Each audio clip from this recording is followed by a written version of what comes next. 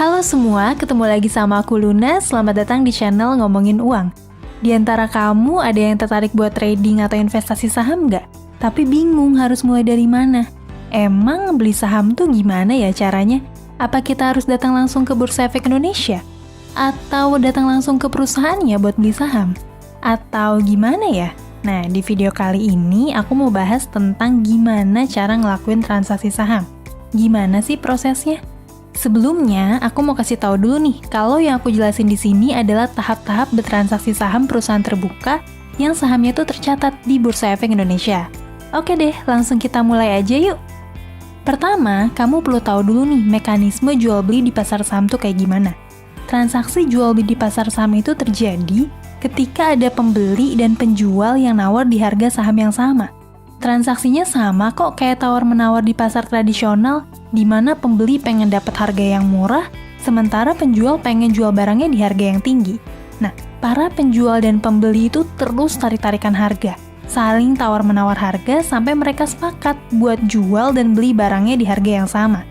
Kalau transaksi di pasar tradisional kan terjadi secara langsung nih. Transaksi di pasar saham ini terjadi secara digital. Simpelnya, semua tawar-menawar harga saham antara pembeli dan penjual itu terjadi secara digital. Kalau harga antara pembeli dan penjual cocok, terjadilah sebuah transaksi jual beli saham.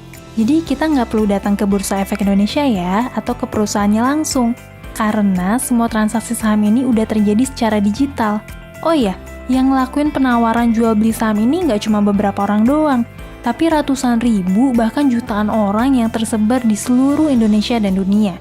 Nah, sekarang mungkin kamu bertanya-tanya, gimana ya caranya kita bisa ngelakuin transaksi jual beli saham tersebut? Pakai platform apa? Pakai aplikasi e-commerce, fintech, bank, atau apa? Nah, ada satu pihak yang berperan sebagai perantara dan penyedia platform untuk bertransaksi di bursa saham. Mereka adalah perusahaan sekuritas. Lewat platform yang disediain sama sekuritas, kita bisa langsung nawar buat beli atau jual saham di harga tertentu. Nantinya, penawaran jual beli saham kita itu bakal dikirim ke sistem trading bursa. Kalau kamu nih berminat buat ngelakuin transaksi saham, kamu perlu bikin dulu akun di perusahaan sekuritas tersebut. Kondisinya mirip nih kalau kamu mau belanja di toko online. Kamu kan harus bikin akun dulu tuh sebelum bertransaksi. Sekuritas juga sama. Kalau kamu mau ngelakuin transaksi saham, kamu harus buat dulu akun di perusahaan sekuritas. Saat kamu bikin akun sekuritas nih, kamu juga akan sekaligus bikin akun rekening bank yang akan terhubung dengan akun sekuritas kamu. Nantinya nih, uang yang dipakai buat transaksi beli saham ataupun uang hasil penjualan saham kamu tuh akan masuk ke rekening bank tersebut. Rekening bank tersebut tuh biasa disebut sebagai rekening dana nasabah (RDN) atau rekening dana investor (RDI). Biasanya, sekuritas tuh bakal ngasih beberapa pilihan bank buat jadi RDN kamu. Jadi kamu bisa pilih nih bank yang sesuai sama preferensi kamu. Misalnya BCA, BRI, Mandiri, dan lain-lain. Oh iya, kamu nggak bisa pakai rekening tabungan bank yang udah kamu punya sebelumnya nih. RDN ini tuh harus berupa rekening baru yang dibikin berbarengan saat kita bikin akun sekuritas. Perusahaan sekuritas ini sendiri tuh ada banyak banget. Ada sekitar 100-an sekuritas yang terdaftar di bursa dan di bawah naungan OJK. Ada Mirai Sekuritas, Indo Premier Sekuritas, Sinarmas Sekuritas, BCA Sekuritas, Philips Sekuritas, dan lain-lain. Dari sekian banyak sekuritas yang ada, kamu bisa pilih nih sekuritas yang sesuai sama kriteria kamu. Oke, buat kamu para pemula, mungkin kamu bingung gitu. Gimana sih cara milih sekuritas? Kriteria apa ya yang harus dipenuhin? Soalnya nih, sekuritas kan ada banyak banget tuh. Gimana ya cara milihnya? Nah, aku juga pernah ngalamin hal yang sama. Bingung milih sekuritas dan aku sampai bikin 4 sekuritas sekaligus. Alasannya, karena saat itu aku nggak tahu tentang fitur-fitur yang aku butuhin buat ngelakuin transaksi saham. Sekarang, aku mau share nih kriteria dan cara yang aku lakuin ketika aku milih sekuritas buat bertransaksi saham. Ada 5 kriteria nih yang aku pakai. Yang pertama, platform online trading. Yang kedua, fitur automatic order dan stop loss. Yang ketiga, fee transaksi. Yang keempat, deposit minimal. Dan yang kelima, review pengguna. Kita bahas satu-satu yuk. Yang pertama, platform online trading. Jadi gini, ada sekuritas yang punya platform online trading dan ada yang masih pakai offline trading. Kalau sekuritas punya platform online trading nih, Artinya, setiap pemesanan jual beli saham yang kita buat sebagai nasabah tuh dilakuin secara online dan mandiri pakai aplikasi yang disediain sama sekuritas. Sementara, ketika sekuritas tuh cuma ngelayanin offline trading doang, artinya setiap kita mau bertransaksi saham, kita tuh harus ngehubungin langsung pihak sekuritas yang bersangkutan buat ngelakuin pemesanan saham yang mau kita beli atau kita jual. Buat aku sendiri nih, yang sering ngelakuin transaksi saham dalam jangka waktu pendek, platform online trading ini tuh krusial banget. Jadi aku bakal milih sekuritas yang punya platform online trading dengan kualitas yang bagus. Sementara nih, kalau kamu berencana investasi jangka panjang dan gak akan ngotak-ngatik investasi saham kamu, mungkin platform online trading ini tuh jadi gak sekrusial itu. Hal yang aku jadiin pertimbangan nih ketika milih platform online trading yaitu aplikasi jarang bermasalah. Gini, aplikasi-aplikasi yang disediain sekuritas itu tuh umumnya bisa kita download nih, meskipun kita tuh belum jadi nasabah mereka. Saranku, sebelum kamu ngajuin pembuatan akun, lebih baik kamu coba dulu aja platform online trading yang mereka punya. Seenggaknya, untuk mastiin platformnya tuh sering bermasalah atau enggak. Yang kedua adalah automatic order atau fitur stop loss. Jadi gini, namanya ngelakuin transaksi saham, kita kan nggak akan selalu untung gitu ya. Ada kalanya kita ngalamin kerugian. Ingat, tujuan transaksi di saham itu bukan cuma nyari keuntungan, tapi juga menjaga modal yang kita punya. Ketika bertransaksi saham itu, aku tuh nentuin nih batas kerugian yang sanggup aku terima. Misalnya nih, aku akan jual rugi sahamku kalau harganya nyentuh harga tertentu. Ini nih kegunaan fitur stop loss, di mana kita bisa nentuin rencana menjual atau beli saham tertentu dengan kondisi-kondisi yang udah kita rencanain sebelumnya. Yang selanjutnya adalah fee transaksi. Sekuritas sebagai penyedia platform trading, tentu mereka tuh nerapin biaya-biaya tertentu buat nasabahnya. Nah, salah satu biaya yang harus kita bayar itu adalah fee beli dan fee jual.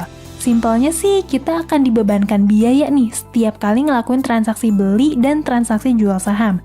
Fee transaksi yang diterapin tiap sekuritas tuh bisa beda-beda nih. Fee beli itu mulai dari 0,15% dari nilai saham yang kita beli, sementara fee jual itu mulai dari 0,25% dari nilai saham yang kita jual. Dan, mau kita untung ataupun rugi di saham, fee ini harus tetap dibayar. Oh iya, fee yang dibebanin itu tuh udah termasuk pajak yang harus kita bayar. Kalau aku nih, tentunya aku bakal pilih fee sekuritas yang harganya bersaing. Yang selanjutnya adalah deposit minimal. Di awal, aku kan udah sempat jelasin nih, kalau saat membuka akun saham, kita tuh akan langsung bikin rekening dana nasabah. Rekening ini ada deposit minimalnya. Simpelnya sih, ada jumlah minimum yang harus kita setorin ke RDN kita.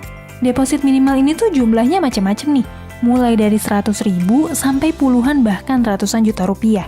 Jadi, kalau dana kamu terbatas, kamu bisa mempertimbangkan deposit minimal yang harus disetorin. Yang terakhir adalah review pengguna. Nah, sebelum milih sekuritas, sebaiknya kita juga baca review-review pengguna lainnya nih yang udah jauh lebih dulu pakai sekuritas yang bersangkutan.